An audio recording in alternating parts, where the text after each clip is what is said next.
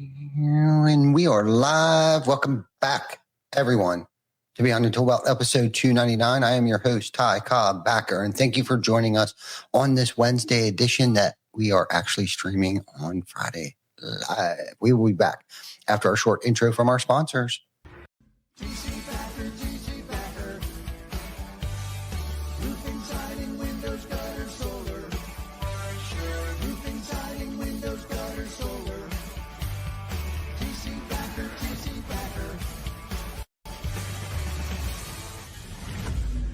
Welcome to Behind the Tool Belt, where the stories are bold, the conversations are real, and the insights come to you live, raw, and uncut. Every week, host Ty Cobb Backer sits down to bring you the stories, the struggles, the lessons learned, and the wins. No filters, no scripts, just the truth. Please welcome your host of Behind the Tool Belt, Ty Cobb Backer. Hey, welcome back, everybody, and happy Friday. Happy Friday. I bet you were all concerned that we weren't going to do the show this week. Well, we are. And here we are. And I like Fridays. Fridays are good. Fridays are usually a good start to the weekend, getting ourselves prepared for Monday. It gives us a couple extra days there to get the week started. And I know I'm finishing off the week strong here. Hopefully you guys are as well. I had the opportunity on Monday to get poured into from some entrepreneurs from some different industries. And then I actually had the privilege to reciprocate the same to them. You know, I got to pour into some entrepreneurs, and big shout out to Tony Watley and the 365 Driven Mastermind Group, coaching, all that good stuff. So Tony, thank you. Thank you for hosting such an amazing event on Monday. I know I got a lot out of it. I know I'm charged. I'm still suffering a little bit from jet lag. But it was well worth it. It was definitely one of those events that I couldn't afford not to attend. And now I'm ready to pour into our team. And now that Tony has my cup fulleth. How do you say that? Full. We'll go with full. So anyhow, now that I'm done being deliberate here, I want to also remember to plug our golf tournament. Big shout out to Steven Spence, Swing for Recovery. I believe this is his third annual Swing for Recovery. It is a charity event for roofers in recovery, which is a nonprofit. I believe like a 401c, one of those things. I know that Kimberly and Paul Reed have worked their butts off, and Erico and a few other people that sit on the board over there, to open up a rehab facility in Colorado. It's called Hope in the Valley. So I know it used to cost about $15,000 to send somebody to rehab. I'm not sure what that cost is, even though that was several years ago. It's probably still the same price, even though they have their own rehab now. And it's devoted and dedicated to those of us in the roofing industry, in the space. If anybody in our space is suffering from alcoholism or drug abuse or anything like that, please do not hesitate to reach out to one of us, and we'll see if we can't find you some help. So anyhow, back to our episode here, Beyond the Tool Belt. What's up, everybody? Good to see you, and welcome back to Beyond the Tool Belt. Today marks a milestone for us. It is episode 299. I need to pause, and let that sink in for a second. 299 episodes, 299 weeks of showing up, turning on the mic, and having conversations with you all about business, leadership, mindset, and life. If you've been with us on this journey from day one, you are family. And if you're just now tuning in for the first time, welcome to the crew. You picked a great episode to start with, because today we're going deep on something that I think every leader, every business owner, parent, and quite honestly, every human needs to hear right now. Okay. And here's what we're talking about today. We're going to talk about staying focused on the 90%. That's right. instead of letting the 10% that's going wrong take all the attention. We're going to talk about running, running instead of running from the problem, but running towards the problem, because those obstacles that we're facing, they're not roadblocks. They're the road. And I'm kind of getting sort of this topic a little bit from a book that I read a long time ago, which I should probably dive back into, but it's called The Obstacle is the Way by Ryan Holiday. This is going to be a very real conversation. It's kind of where I'm at. And typically each week that we do these things, the topics that I come up with isn't something I just kind of randomly pull out of my ass.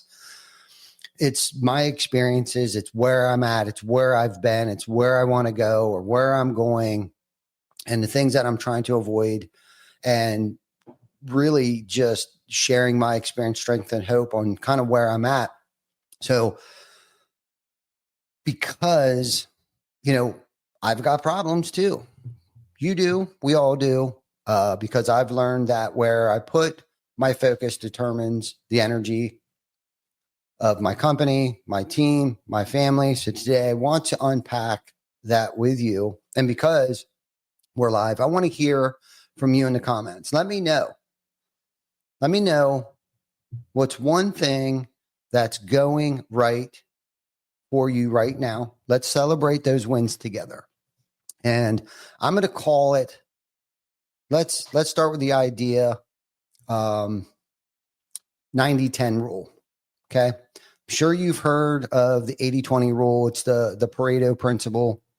20% of the work produces 80% of the results. This is similar, but like thinking of it as the 90-10, because in most of our lives, most of the time, 90% of the things are actually going well. But where do we put our focus? And again, this is my experience, what I've experienced. I get fixated on the 10%. That one team member isn't getting it. That one customer who left a bad review, that one job site where things went sideways. And if we're not careful, we can let that 10% eat up the 100%, eat up 100% of our energy. Okay. So I've had situations where, customers left a bad review. We've had weeks where, or days where, we do, multiple projects and they went smoothly. Installs went smooth. Customers happy. Crew's on time. Everything's tight. And then we had one roof where the crew ran into a problem. The materials were delayed. The customer wasn't happy. And guess what? My brain wanted to focus. Guess what my brain wanted to focus on? Right? It wanted to focus on that one problem, not the 9 other projects that we might have had going on. That one problem consumed me. And look, we had to fix it. But if I stayed there too long, I forgot that the other 9 families are thrilled. The 9 crews did excellent work. The 9 team members are out there feeling good about what they delivered. The challenge is to fix the problem and then reshift your energy back to the 90% that's working so you can keep building momentum. So drop in the chat. Okay. What's something in your business, in your life, at home, or your department that's going right now, big or small? Maybe a new hire that is crushing it. Maybe a process, got fixed. Maybe you hit your sales goal this week. Let's give that 90% some attention and let's celebrate that thing together. Okay. So talk about the 10%. Let's not run from the 10%. That doesn't mean we run from the 10%. Okay. Running towards the 10% instead of away from it. Okay. Here's the temptation. When something feels hard, we avoid it. I mean, I think that's just the thing that us human beings avoid, uncomfortability. Okay. The tough, that we avoid that, tough conversation with a team member, that systems that, the part of the system that's broken, that might take the whole week to fix. That relationship that's strained and uncomfortable. Our brains want to stay safe and comfortable. And we hope it goes away. We hope it works itself out. But the issue is that in most cases, it never does. So there's a phrase that comes in. Okay. The obstacle is the way. It comes from Ryan Holiday's book by the same name. The obstacle is the way. And it really is rooted in Stoic philosophy. The idea is that things that stand in the way is your way. They're not there to stop you. It's there to shape you. If you lean into it, okay, and I'm guilty of this. I want to run from pain. I don't like discomfort. I want to be warm and cozy and snuggled on the couch and eating Cheetos. But I can't always do that. That's not fixing the issues. And right now, kind of where I'm at, and again, I'm sharing with you my experience because I am of that, stay focused on the 90%. This is happening for us. I get to do this. I don't have to do this, but I get to, I try to, Vic and I were having a conversation a few weeks ago, and, I don't like change. And when change happens, good or bad, and I'm speaking in terms of good change, Janet and I got to experience something. She kept asking me, do you like it? Do you like it? Do you like it? And I wanted to say, no, it sucks. I think this sucks. And before I got to say that, I actually got to think about, why am I thinking that this sucks? So instead of saying this sucks, because I didn't want to take the wind out of her sails, because I could also see that she was enjoying the experience that we got to participate in. And I was like, you know what? It's different, and by me just saying that it's different, I could actually see through the change and see the potential benefits. I know me. And if I would have said that it sucked, I would have stayed stuck and wouldn't have been able to see through the suck part to realize how beneficial this will be for her, myself, and our family. But I decided to say, and she kind of looked at me funny because even though I said it's different, it wasn't necessarily the response that she was looking for, because I think she was waiting for me to say, like, this is amazing. But me being a human being, and a human being that doesn't like change, I wasn't down for a second, but I didn't want to solidify it by voicing that it sucked. I wanted to say, I didn't want to fake it either.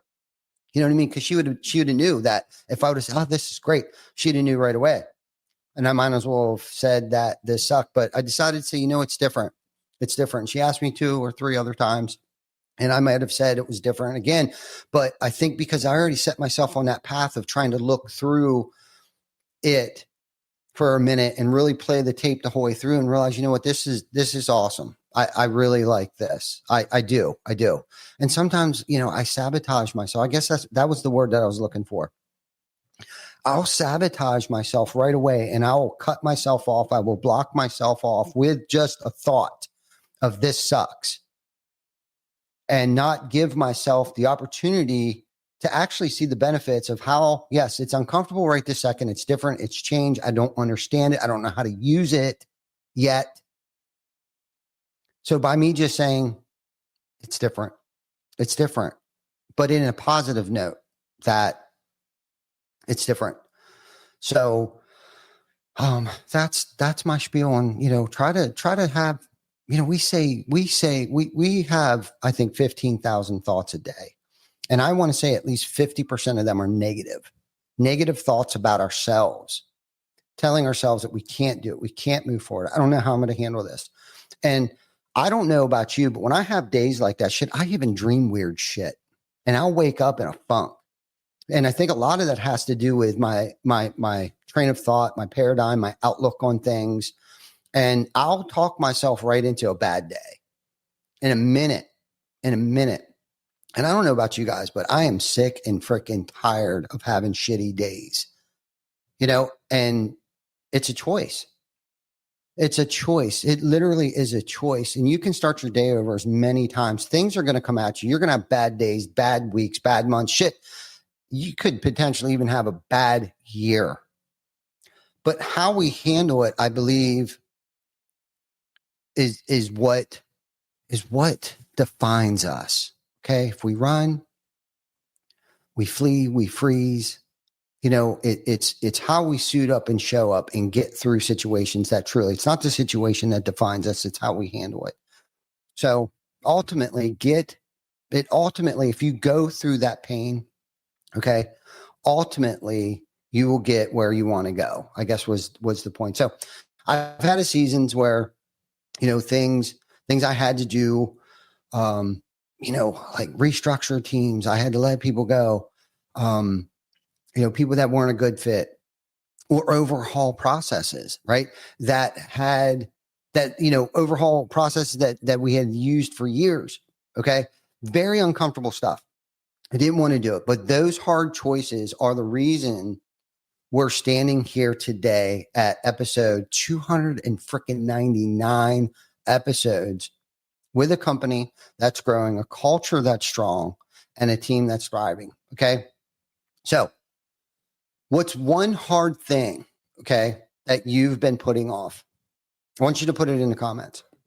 You don't have to name any names if it's sensitive, but put something in the comments. Maybe it's that conversation with a team member, or finally getting your books organized, or calling that client that has been upset. Put it out there, say it out loud. I think a problem shared is problem cut in half. Right? Say it out loud is the first step to running towards it. Okay. But we can also make the good stuff better. Okay. Who's on here? I'm actually on the TC Backer thing. I don't know. I can see everybody's. I see Ben. Going right today is another opportunity. Let me see. What's Benjavitamin got to say here? Wait for it to pop up here. Oh, you guys must be over on the Beyond the Tool Belt page, man. There it is. Okay. So going right today is another opportunity to get better than yesterday. Additionally, growing the mindset that discipline equals freedom. Absolutely. Discipline, consistency, right? Just being consistent, consistently working out, consistently, eating right, consistently, even when you don't see the change, other people start to see it before you do. Notice that. Just keep suiting up and showing up. Okay. So here's the next step. Once you've run towards the problem, okay, and dealt with it, got to deal with it. Okay. Now go make the good stuff even better, right? Some people say, well, if it's not broke, don't fix it. Yeah, maybe no. Yeah, maybe no. Okay. We can always level up. Okay. This is how you build a winning culture. All right. You celebrate what's working and you raise the bar. Okay. If your team is doing a great job in with sales and they're following up, teach them to do it faster. Okay. We can get better. We can get faster. We can plug another job in this week. We can pick up the velocity always. And that's why we track everything. And if we don't, we're working on it. We're working on being able to track everything so we can improve the process. Some people might think, well, it's not broke. Why do we got to fix it? Why? So we can create more opportunities, so we can generate more revenue, so we can pay for the marketing, so we can buy nice things and have trucks and billboards and all the things. And we want to pump things out quicker, faster, easier, because we live in an Amazon world. And we have to understand that.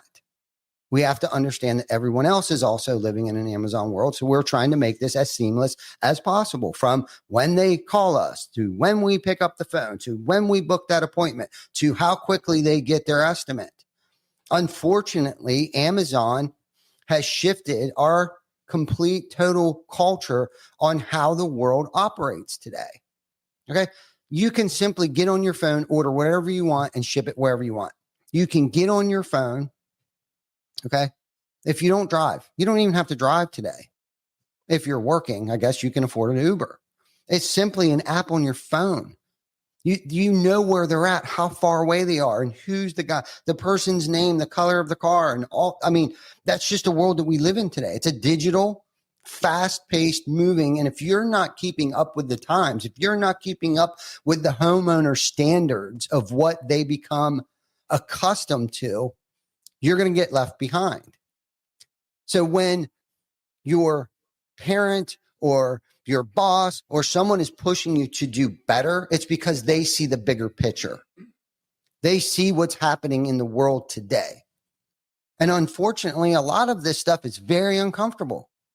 Most people just want to show up, get a paycheck, and go home. But unfortunately, because of that type of mentality, it's holding the rest of us back to keep up with the rest of the world. And that's a completely different podcast in itself that we could talk about. You know what I mean? Like people just they don't get it. Like move your ass. Let's go. You're holding everybody back. Whether it's financially or time wise. And it's like your time, you're taking too much time and it's messing with my time and time I can't ever get back. And neither can a homeowner's time. So are we going to continue to waste homeowners' time? Or are we going to speed this shit up a little bit, get it done, get out of their life so we can go on with ours and impact somebody else's life and as many lives as we possibly can in a day's, in a week, in a month, in a year's time. So anyhow, if your team is doing a great job, celebrate that with them, right? But we also need to teach them to be faster and more creative. We got to get more creative with it. If our jobs are going well, find one small tweak, okay, that makes that even smoother. If your marketing is working, double down on what's working and amplify it. It's really that simple, right? You find something that works, modify it, duplicate it, document it. Okay, so 2 things. That helps build morale. It really does. Your team sees that I've noticed, right? And that I value what it is that they're doing. It creates a standard of excellence. Okay. And this is something that I've been standing in front of my pedestal or whatever the hell this thing is called, my soapbox, and have been screaming, standard of excellence and streamlining things and making the process easier. It's not because I'm a dick and I want to push you. It's because that's what our clientele expects. A standard of excellence, and get that shit done as affordably and as quickly as I possibly can, because we live in an Amazon world today. And if you're not keeping up, you're going to get left behind. We are going to get left behind. It's an AI world we live in today, bro. You know what I'm saying? It truly is, right? And people start to expect improvements. Okay. I don't want to rest on my laurels. I don't want to think how we got here and we can continue to keep doing it that way to get where we all want to go. Right. So we got to think a little bigger. Got to think a little brighter. We got to think a little further. And that's my job. My job is to think further, faster, quicker than anybody else in the room. That's my job today. And to keep this shit on the rails.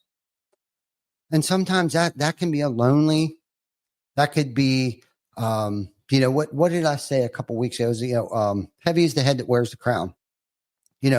At times it can be the most fulfilling, rewarding job, but you can't be lazy. If you want to consider yourself an actual leader, your job is to pour into your team. It becomes no longer about you. Your paycheck is no longer provided by you. It is provided by those that are in your charge, that you are leading. And I don't know how much more clearly I can state that. Your paycheck is no longer provided by you. It comes from all of those that you lead, which means you have to pour into them, which means you actually have to work harder. And if you're not capable of doing that job for one reason or another, because you're not studying or you're not actually listening to what people are trying to tell you, or you're not doing things to better yourself in order to better other people, then maybe you're not fit to be a leader.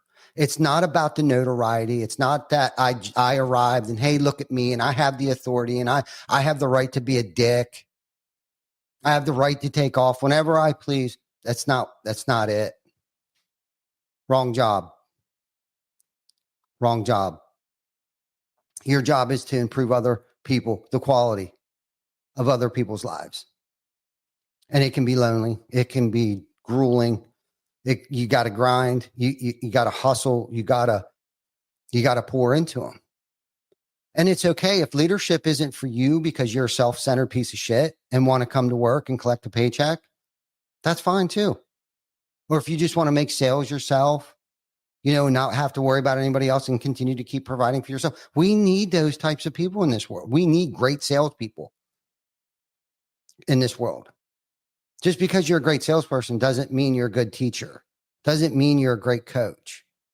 In my job, honestly, I was thinking about this over the past couple of weeks, is I really want to train and lead and shift the way that people are leading today. Like that's my responsibility, at least from my experience on what I was taught and what I've learned and what I've read, is that my moral responsibility, obligation is to lead leaders differently, to teach them how to lead differently than it was in the 80s, where it was all about the numbers. It's all about this and it's all about that. And we're making cuts and we're doing this and we're doing that.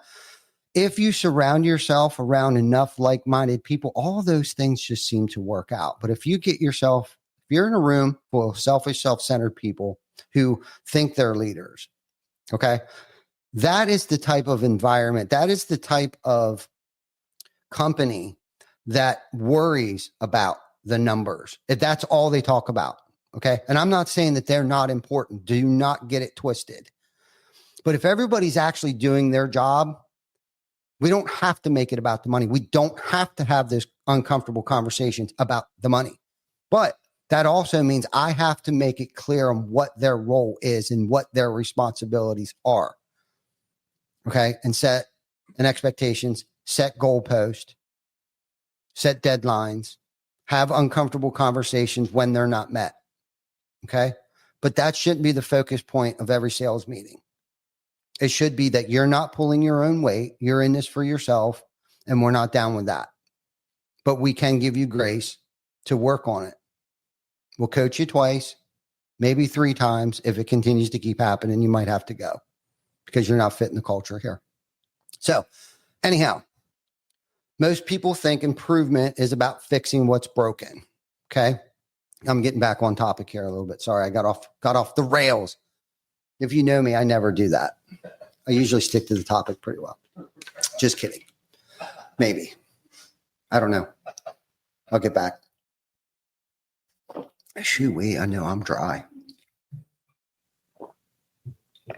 Okay. Most people think improvement is about fixing what's broken. And yes, that is part of it. Okay. But real leaders know you also have to improve what's good. That's where you go from. That's where greatness comes from. That's where you go from good to great. Okay. Anyone's ever read Jim Collins knows exactly what I'm talking about. Okay. So here are some practical things that I've actually just started implementing. Okay. How you can work on this and overcome a few things. Okay. So practically, I just started trying to think what the hell. I'm sorry, I had a brain fart there because I was still thinking about Jim Collins and good to great and all that stuff. Anyhow, so every morning, I started this yesterday morning since I got back. I dive into and I write down 2 things. Okay. The first thing is I write down 3 wins from the day before. Okay. Because I don't want to stay fixated on the 10%. So I got to remind myself there was 3 wins yesterday. They don't have to be huge victories. Okay. They can be as minute, as macro, or as micro. Just write them down. 3 wins from the day before. Okay. Then, just as important. Okay. Get back over here because I like to see what people are saying. Write down 1 hard thing that I need to run towards today. What is that 1 uncomfortable conversation that I need to have? What is that 1 uncomfortable email that I need to send? What is that very uncomfortable, long drawn out, grueling task that I've been putting off? Okay. That simple practice keeps me focused on the 90% and keeps me moving forward through the 10%. Okay.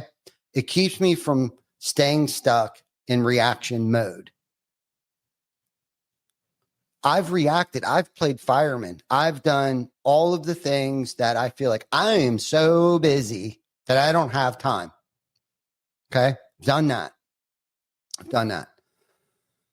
I'm trying to get better at focusing, yes, on the 90%. All the positive affirmations, all of them that we've talked about for years, for 299 weeks in a row. Okay. I say all that shit to myself in the morning. Sometimes it doesn't work. Sometimes I have to review the 3 wins, and it can be as simple as I just woke up. I am vertical and sucking air, because some people actually get the concept and know how valuable life is and health. Without health, you have nothing. Nothing. And we've talked about it before. If you're not taking care of yourself, that is the most selfish, self-centered thing that you could do. Not just for you, but everybody around you. Getting back to, you must work on yourself so you can pour into others if you want to be a leader of your household, a leader of a department, a leader of the company, a leader. And that defines why people are up higher on the organizational chart. If you're wondering why you continuously get pushed back on the organizational chart, ask yourself that question. Am I here to self-serve, or am I here to serve others? It's really that simple. I'm sorry, I keep kind of going back to that, but it kind of plays into it. So one hard thing, because everybody's watching you. As many things as I walk past, people watch me walk past them, I accept unacceptable behaviors. I can't do that. I can't do that anymore. So, like I said, that simple practice helps me stay focused on the 90% of what's going on. All right. It keeps me from getting stuck in that 10%, especially if I'm just simply writing down one thing. Go for it. Write down all 3 things. Write down all 10 things. Whatever you've been procrastinating over, start with the smallest. Start with the most important. However you have to organize that list, just do it. Just do it. I know I'm doing it, and I know I'm over it. And we're like, oh, I don't want to feel uncomfortable. Well, you feel uncomfortable by procrastinating. Walk through the shit, become a better human being, become more responsible, and stop putting shit off or putting it on to somebody else. I mean, shit, unless you can, delegate it. Maybe you just need help. I mean, that's a freaking concept in itself. Or maybe you just need to push it off on somebody else. So, anywho. So, here's your challenge, okay? As we're going to wrap up. We're going to wrap up episode 299 here. So, write down your 90%. What's going right, okay? Who's doing right, okay? Celebrate it. Share it with your team, okay? Write down the one hard thing you've been avoiding and take the first step towards fixing it today, okay? If you do that every day for 1 week, I promise you're going to feel lighter. You're going to feel better. You're going to feel better about yourself, more focused and more in control, okay? Because I've been slacking. I'm putting it out there, okay? Got to hold myself accountable. And maybe you guys will too hold me accountable. But most importantly, thank you. Thank you guys, okay, for being a part of the Behind the Tool Belt family for 299 episodes. You guys are the reason I keep showing up every week. And I'm so grateful for every comment, every DM, and every download that I receive on a daily basis, okay? If you think this episode hits home, share it with somebody you know who might need to hear this. Post your 90% win on your story. Tag me in it, okay? I want to celebrate that with you, okay? And remember, keep your energy on what's working. Keep making the good stuff better and never shy away from the challenges. That's how you grow, okay? This is Ty Cobb Backer, your Chief Energy Officer, signing off from episode 299 and reminding you the obstacle is the way. Let's go.